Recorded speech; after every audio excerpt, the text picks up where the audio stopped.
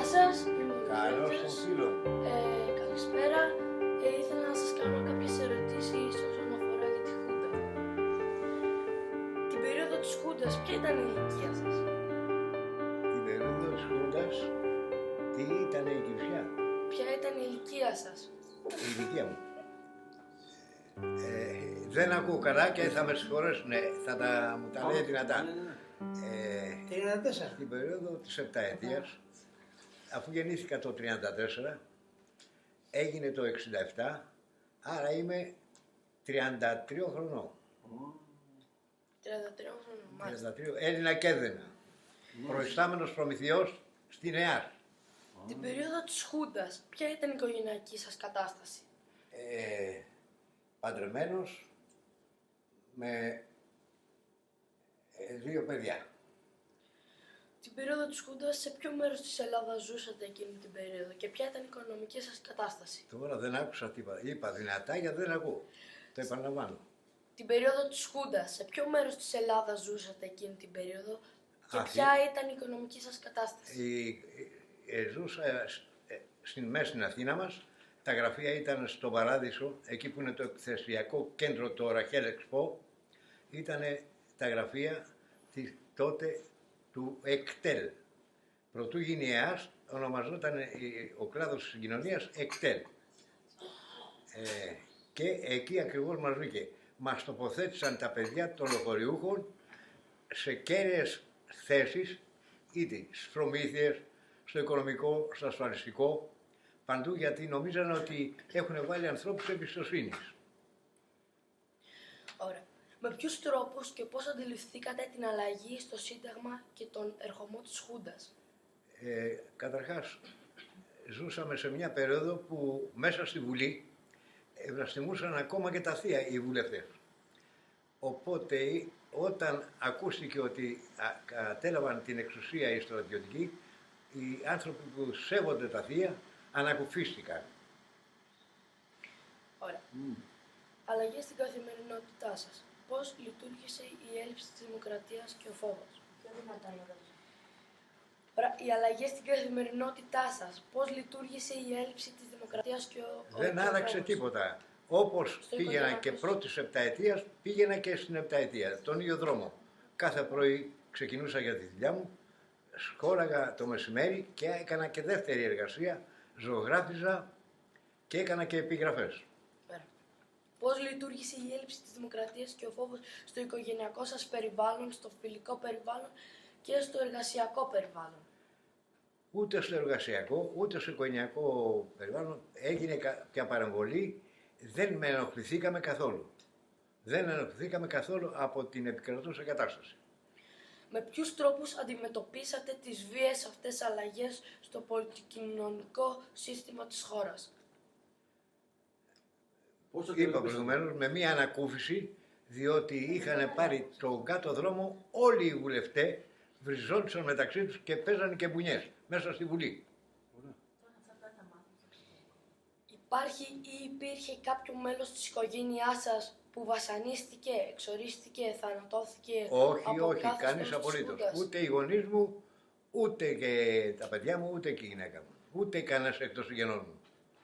Γνωρίζετε ανθρώπους που τους ασκήθηκε βία από το καθεστώς αυτό, συγγενείς Όχι. ή φίλους? Δεν γνώρισα ποτέ ανθρώπους που να έχουν υποστεί βία εξαιτίας του καθεστώτος των στρατιωτικών. Τι θυμόσαστε σχετικά με την ελευθερία έκφρασης τα χρόνια αυτά? Δεν νομίζω να μου έκοψε κάποιος την ελευθερία της σκέψης ή του λόγου. Πάντα μιλούσα ελεύθερα και δεν νομίζω να μου έγινε παρατήρηση ποτέ γιατί μιλάς έτσι. Ποια συναισθήματα κυριαρχούσαν? Επανάλαβε. Ποια συναισθήματα κυριαρχούσαν? Εδώ δεν μπορώ να απαντήσω γιατί δεν ακούω τόσο καλά όλη τη φράση. Ποια συναισθήματα κυριαρχούσαν? Καταρχάς το συναίσθημα της ηρεμίας, της ησυχίας, ότι δεν θα με πειράξει κάποιος χωρίς να υπάρχει πολύ σοβαρό λόγος. Υπάρχει μια ασφάλεια, νιώθαμε μια ασφάλεια. Μάλιστα. Με ποιους τρόπους καταφέρατε να επιβιώσετε και να αντιμετωπίσετε αυτή την κατάσταση τα χρόνια της δικτατορίας? Καταρχάς, είχα την μόνιμη εργασία μου στο ΕΚΤΕΛ και μετέπειτα ΕΑΣ και βιοπορούσα και συνέβαλα στα έσοδά μου και το ταλέντο μου σαν ζωγράφος και σαν επιγραφοποιός. Εστόλιζα δε πρωτοπόρος τα αγωνιστικά αυτοκίνητα, τα οποία τότε ήταν στην ακμή τους. Ποια ήταν η πολιτική σας θέση απέναντι στη δικτατορία? Δεν έκανα καμία πολιτική αντιπαράθεση με την επικρατούσα τότε κατάσταση. Δεν με διέφερε. Με διέφερε η ηρεμία που είχα και η ησυχία. Πώς βιώσατε το τέλος της δικτατορίας? Πώς βλέπω? Πώς βιώσατε το τέλος της δικτατορίας? Όταν έπεσε η Χούντα, πώς ήταν?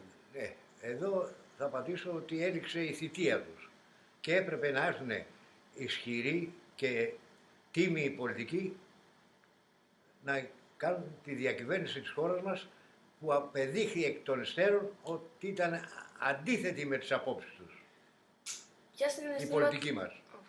Ποια συναισθήματα ήταν τα κυρίαρχα?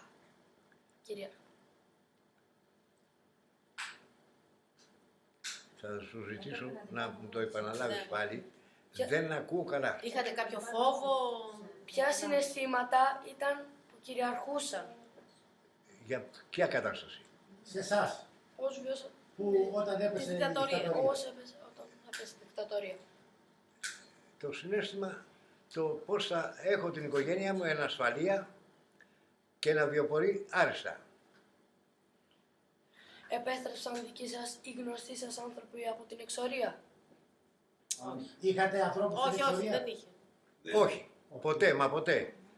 Ήμουν αγαπητός από όλους, πάντα. Περιγράψατε γεγονότα και στιγμές που έμειναν ανεξίτηλα στη μνήμη σας? Δεν έχω τίποτα γεγονότα. Το μόνο πράγμα που θυμάμαι είναι το 1973, επειδή τα γραφεία της ΕΑΣ τότε ήταν στην οδό Καποδιστρίου, άκουγα από τα μεγάφωνα του Πολυτεχνείου το εδώ Πολυτεχνείο, ψωμί, παιδεία, ελευθερία. Κάποιοι κάναν εράνους για να τροφοδοτήσουν με αναψυκτικά και σάντουιτς τους εγκλήστους εν το Πολυτεχνείο, αλλά με τη μαρτυρία κι άλλων συναδέλφων μου βρίσκαμε ότι δεν φτάνουν στον προορισμό τους. Περιγράψτε γεγονότα που άλλαξαν τη ζωή σας σε σχέση με την περίοδο της Χούντας. Δεν άλλαξε τίποτα. Η ίδια παιδεία, η ίδια συνθήκη ζωής ήταν και τότε. Για ποιους λόγους οδηγήθηκε η χώρα σε δικτατορία? Είπα προηγουμένως ότι μέσα στο κοινοβούλιο γινόταν το έλα να δεις, το σώσε. Αλληλοβριζόντουσαν οι παρατάξεις, σηκωνόντουσαν, πέσανε ξύλο μέσα στη Βουλή. Και τότε επενέβησαν οι συνταγματάρχοι. Ποιοι οδήγησαν τη χώρα στην έξοδο από την περίοδο? Και την οδήγησαν. Μάλλον οι από ορισμένους πολιτικούς καθοδηγούμενοι νέοι μας που κλειστήκαν στη νομική σχολή και στο Πολυτεχνείο, που φωνάξανε κάτω η Χούντα. Ήταν η εκκίνηση της ανατροπής της επταετίας. Τι πρέπει να μάθουμε από αυτή την περίοδο? Πρώτα απ' όλα να σεβόμαστε τους νόμους.